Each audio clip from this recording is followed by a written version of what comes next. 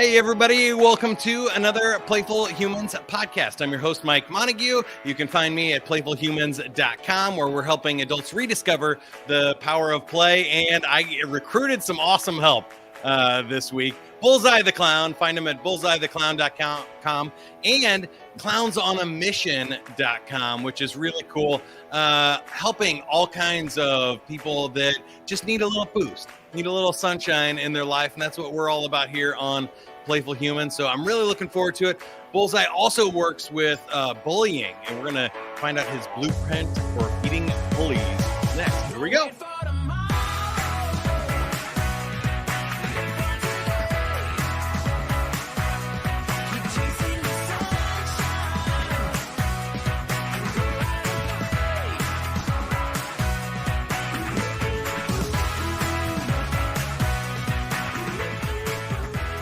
All right, Bullseye, we'd like to start with the joke of the week here on the Playful Humans podcast. The joke of the week this week is sponsored by deer.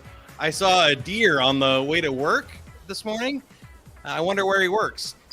Okay, the official joke of the week is, why do balloons cost more when they're already blown up?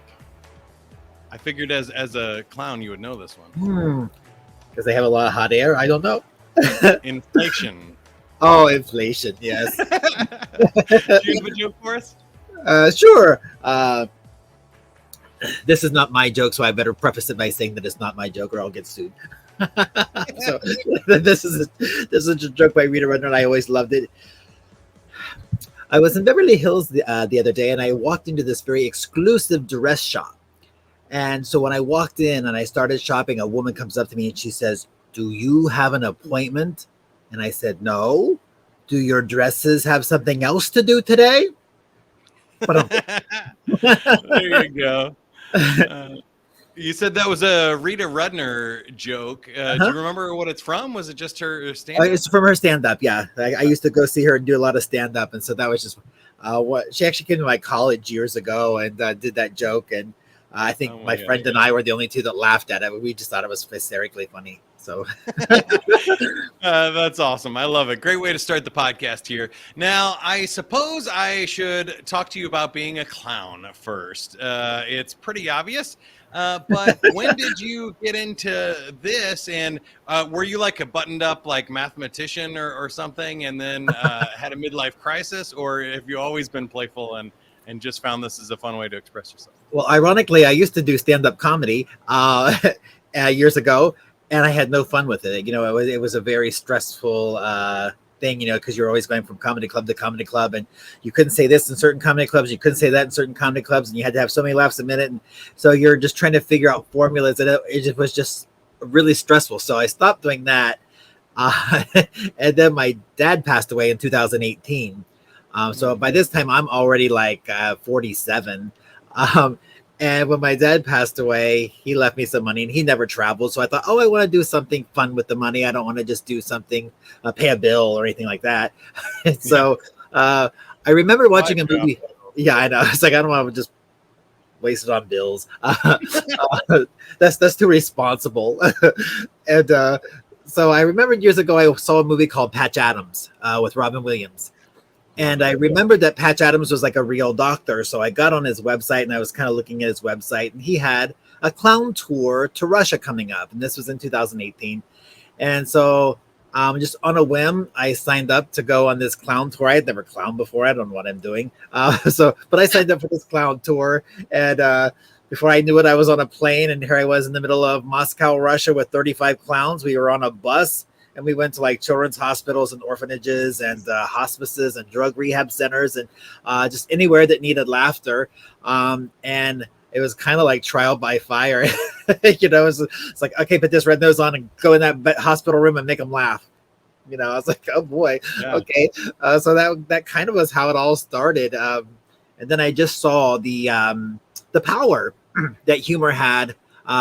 More so than whenever I was performing for a bunch of drunk people at a comedy club. I did that for a while too, yeah. Yeah, but when you walk in, you actually see, like, you know, the power that humor has and connection has on the people that we were working with. It's just something from that point on, I knew I had to figure out how to do this in some way. I wasn't sure exactly how, but when I got home. But then that's kind of where this all started and where it all was born.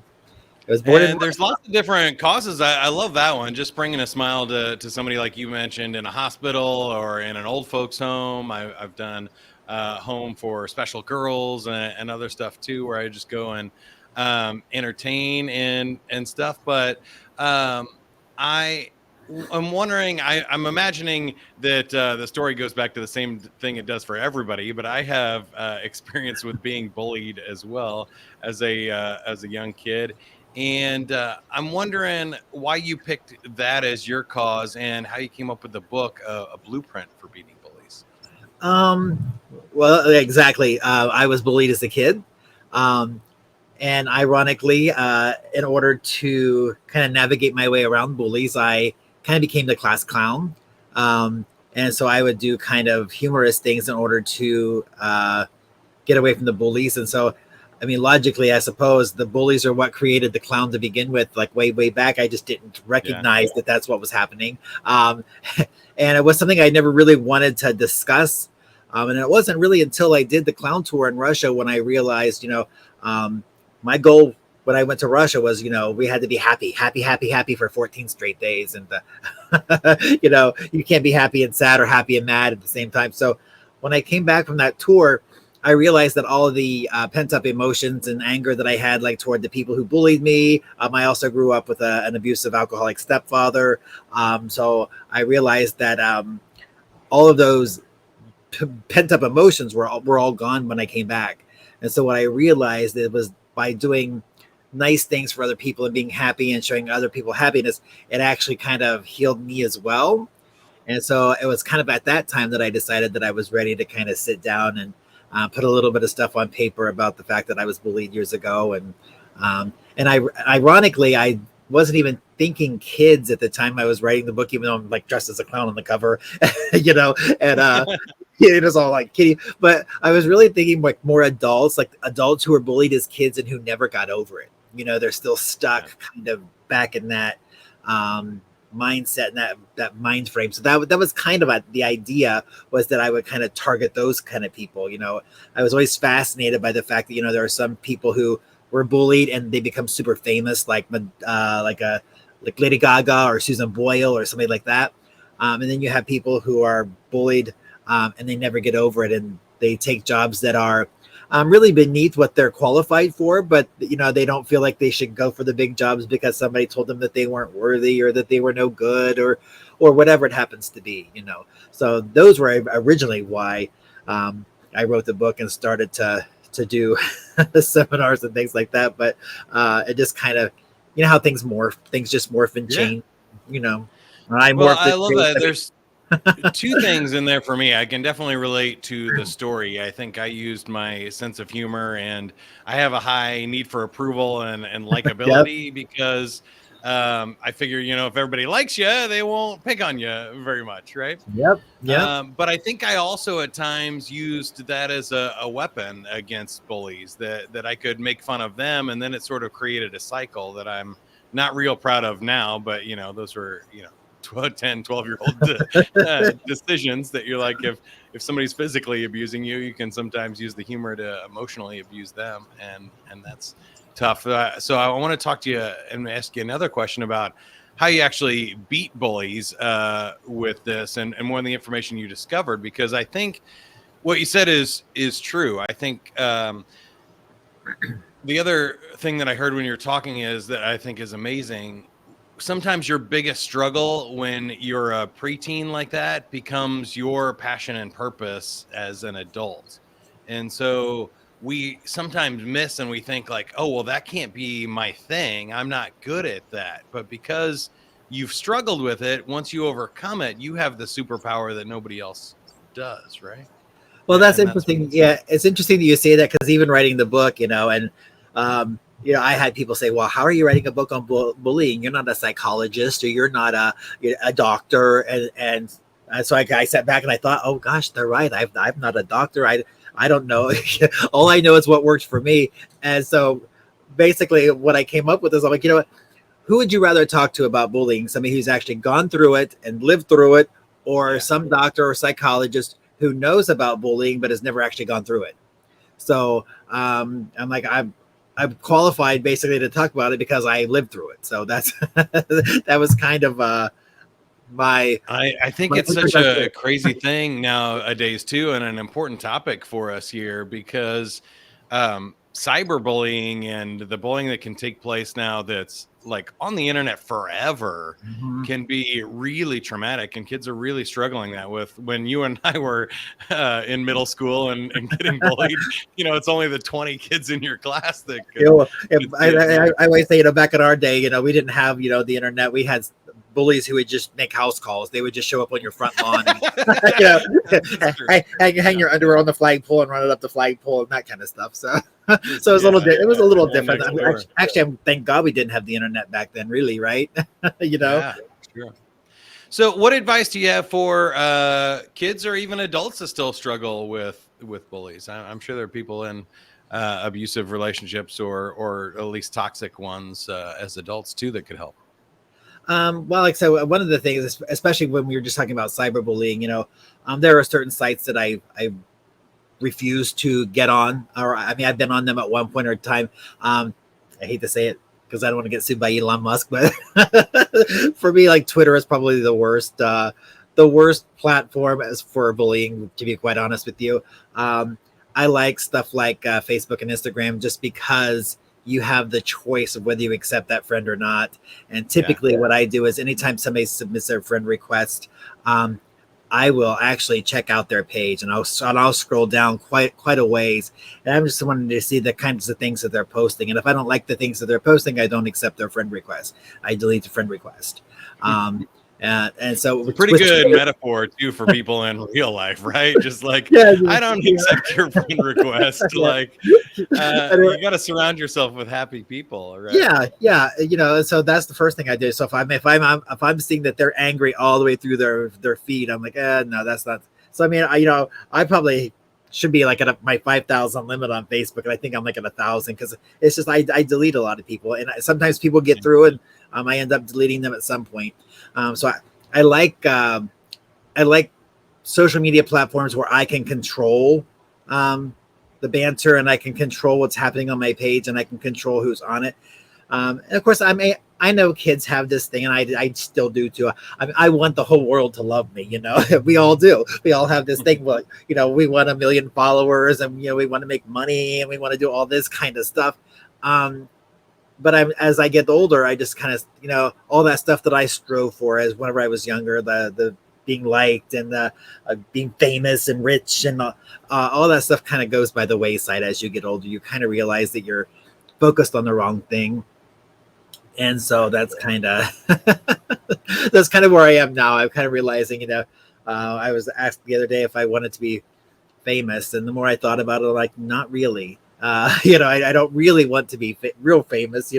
I like to be able to just, go eat my dinner somewhere and not be bothered. And I'd like to be able to come home and not have people standing on my front lawn taking my picture, things like that. So, I don't even think I answered your question. What was your question? Those are, really interesting ideas there for sure. The first one for me is, I found safety in the bigger numbers and audiences, where if I'm one-on-one with somebody, maybe a bully could take advantage of me, or, somebody could overpower me into doing something I don't want to do. But when I'm on stage in front of hundreds of people or thousands of people, then I know most of those people are going to like me. Most of them have shown up to cheer me on. If I'm giving a big speech or something on stage, people want to hear a good speech. They don't want to see somebody bomb and be terrible. So they're not trying to throw you off and stuff. So I found that for me, I moved from a small Catholic high school to a larger public school halfway through, partially because of bullying and things. And I realized, I was like, oh, when there's 35 kids in your class or 70 kids in your class, you kind of need, you can't have too many enemies there. They're going to find you. But when there's 700 kids in your class, if somebody doesn't like you, so what? There's 699 other people out there. And I think that's the beauty part of the internet and stuff too, right? Is That's you can now true. find your tribe. If people don't like, there's lots of people that don't like clowns. I'm sorry to say that. I know, yeah, I Bullseye, know, but I know. there's also a whole bunch of people that love clowns. So Right. let's just focus on the ones that love what you're doing and ignore those other people. We don't need Exactly. And you bring up a point, because that's something that I do bring up in the book, is that one way that you can navigate around bullies is if you have friends, like I grew up and I didn't really have a whole lot of friends because I was bullied, so I didn't really want to make friends because I thought they would bully me. But if you have like a group that you hang around with, the more you hang around with them, the better it is, because if you can travel in a pack, a bully is less likely to strike if you have 10 people around you, or you have 12 people around you, and you're all hanging out together. They're going to wait until you're alone. So the more you can travel in a group, as you said, being on stage is the same. I used to, but of course, I actually showed up to a comedy club one time. It was the middle of a snowstorm, and there were 10 people in the audience. And so, at first I panicked. I'm like, oh my God, there's only 10 people out there. This is going to go terrible. It was like one of the best shows we've ever had. So, but yeah, no, I totally agree with you in the fact that the more people you have around you, the less likely people are going to bully you. And now, of course, we have body cams with us all the time. We have our little cell phones with us all the time. Yeah. So you can get any kind of footage you want of somebody bullying somebody. So I think you would think that would kind of deter some people from bullying, but it still doesn't. People still find themselves on the internet and in a situation that they don't want their family to see them in bullying somebody. But I find that this is a really helpful tool, especially the way schools are now. So, if you can get your bully on camera, at least you have proof. Back in our day, it was, my word against your word, and, right. And who started it? Who threw the first punch, the first jab, or called the first name? Can't you two just get along? Yeah. No, we can't. So that was kind of our thing back in the day. So at least now you have ways that you can, and I even talk about that. If you can safely get video of a bully trying to bully you, then by all means do it and show it to whoever needs to see it. And certainly other people, if you ever see anybody else being bullied, capture that. And sometimes, let's be honest too. I do want to give a shout out to the bullies out there. I think it's cliche, but they are hurt too. Mm-hmm. They're not doing this because they're happy and they're feeling safe and secure either. So there is a reason for it. And I think sometimes when you can document those things, or you can show people, do you realize that this is what you look and sound like? How would you feel if somebody treated you like this? Especially if they're close people in your lives. I think that can really be an eye opener. So. Yeah. And like I said, what were we talking? I just had like a moment. Oh, so we were talking about the bully. Yeah, sometimes I forget about the bullies. Because that was kind of what I say at the beginning of my book, is that I didn't want the book to be about the bullies. I wanted it to be about the person who was bullied and how they can take their power back. But in the course of writing the book, it was ironic. One of the kids who bullied me years ago was going through a 12-step program, reached out to me on Facebook and was like trying to make amends on Facebook. And so I put his letter in the book, and kind of like the little responses, like the little banter we had back and forth, like, because now I'm not really over it. I don't really care, because it's past. So I was able to kind of logically ask questions, like what made you do it, and blah blah blah, and how is your life now, and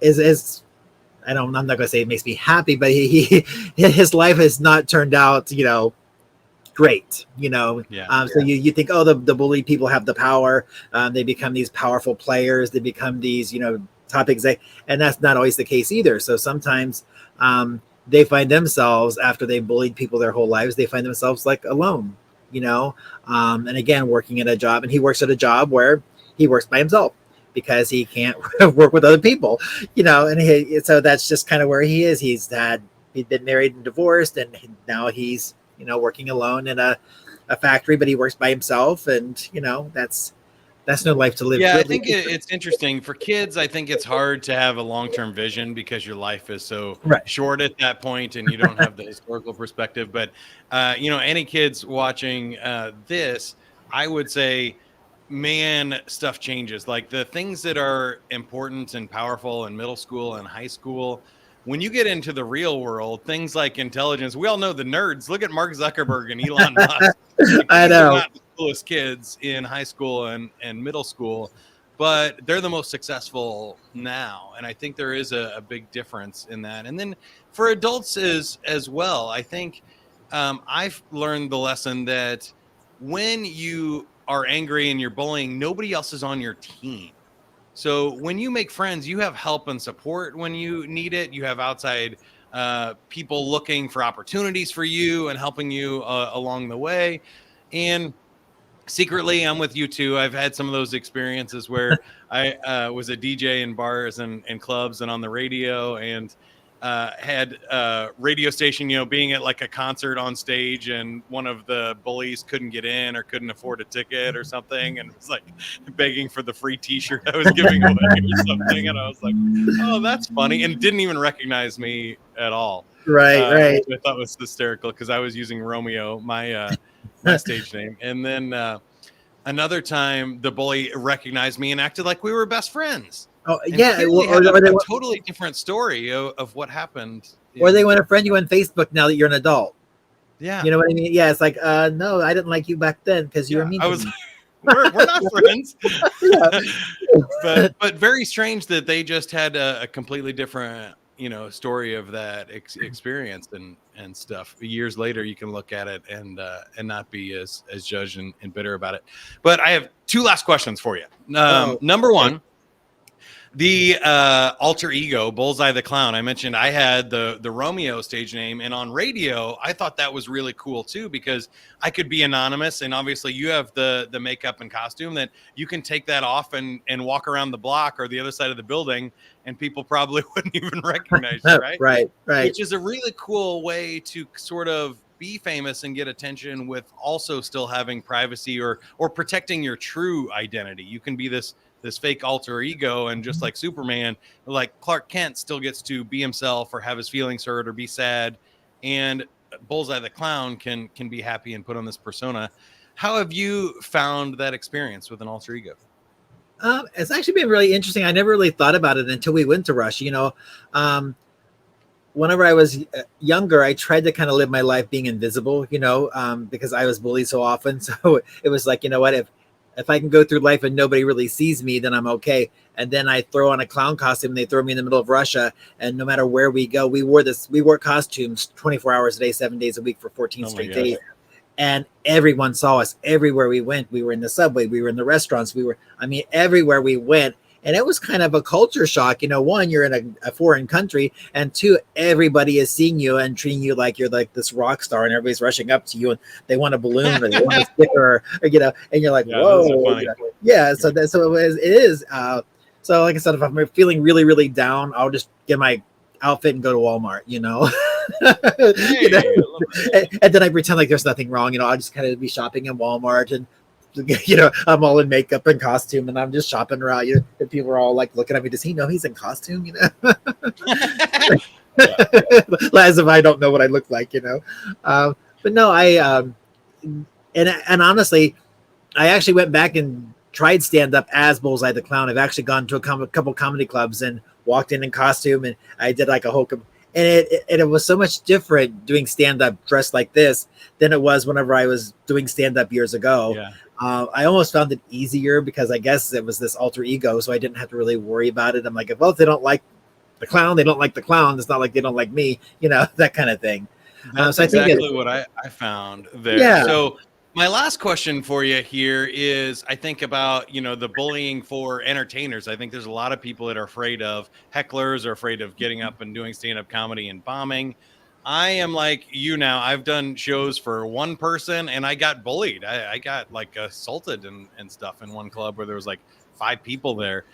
2 shows with over 10,000 people, and it's crazy. But there you can't even hear any of the hecklers, and so it doesn't matter. That's where I feel like it's a lot safer and more fun the bigger the audience. But how do you handle hecklers, or I'm sure even just in clowning, you go and you somebody's not responding, or they're trying to interrupt your jokes or throw you off. I imagine you have a unique perspective on the mini bullying of hecklers or people who don't like your stuff. Well, I have these little they're like a little chicken. They're like a chicken flinger. They're like a slingshot. So I'll actually fling one at them if they.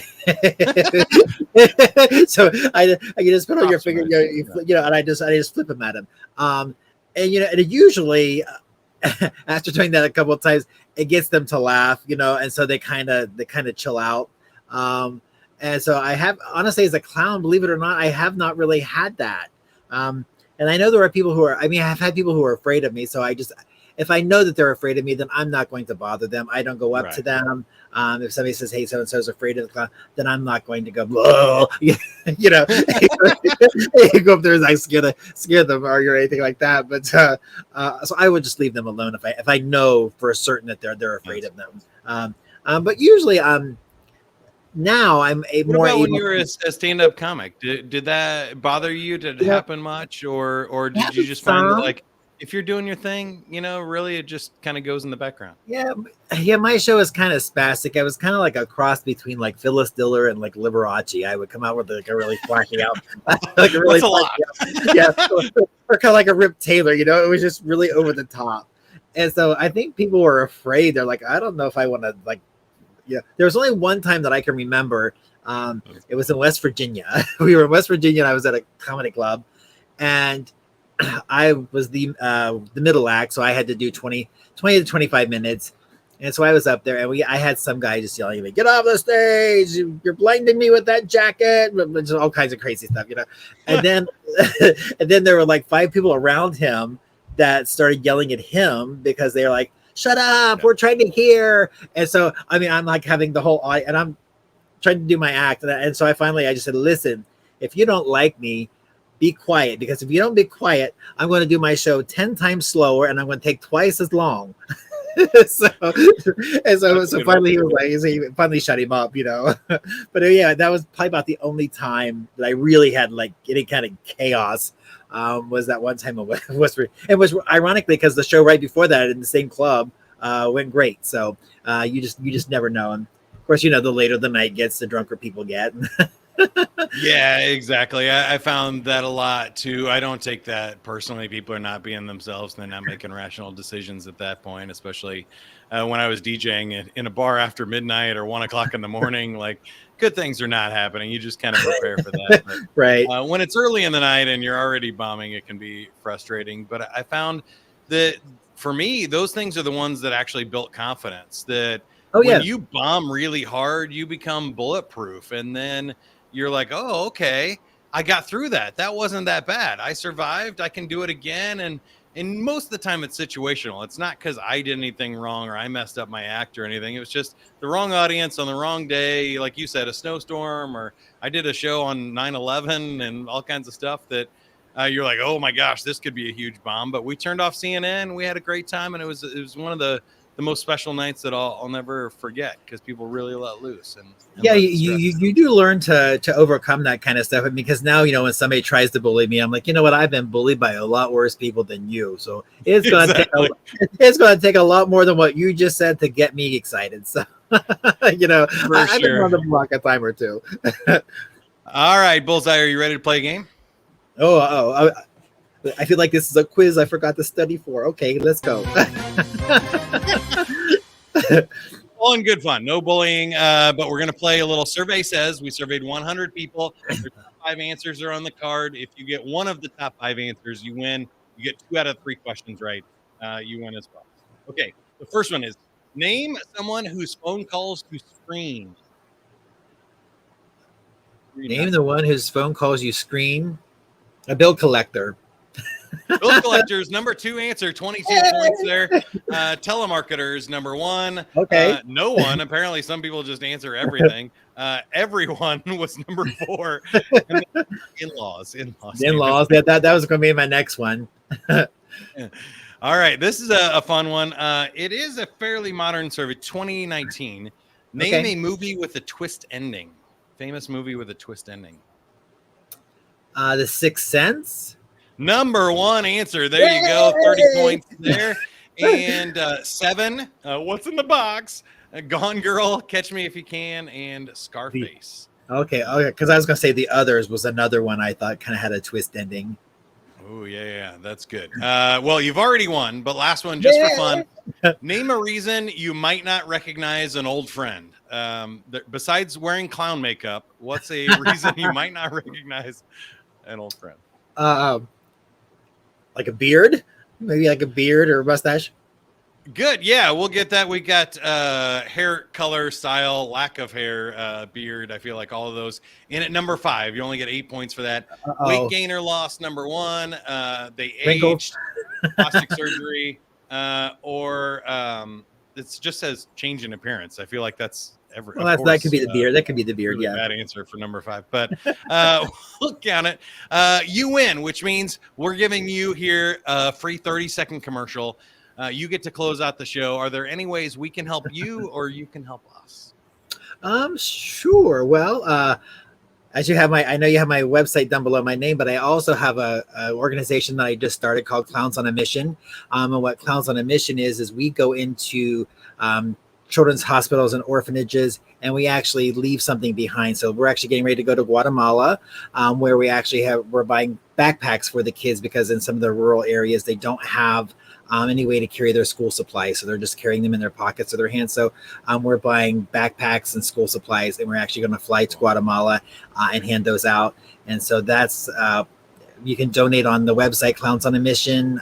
That's kind of what Clowns on a Mission is all about, whether we're leaving backpacks, food, clothing, whatever they most need. And we're also going to be doing the same thing here in the United States as well, like paying for kids' school lunches and things like that, kids who can afford to pay for their lunch. Man, that is so awesome. It's got to be fun to hand that out and see the reactions and stuff too. Yeah. Go to clownsonamission.com or bullseyetheclown.com too if you want to get the book on beating bullies, or if you want to, there you go, Bullseye on Bullying, available on the website. And go check it out. Hire Bullseye the Clown, come entertain your group or have some fun too. And if you're looking for more information on how you can rediscover the power of play, there's a playfulness quiz. Go to playfulhumans.com/quiz. You can subscribe, share this podcast with somebody that you think needs to hear it. That's always a great way, especially with the topic like we talked about today. And until next time, if you can't be good at it. That's what I always say. We'll see ya. Bye, everybody.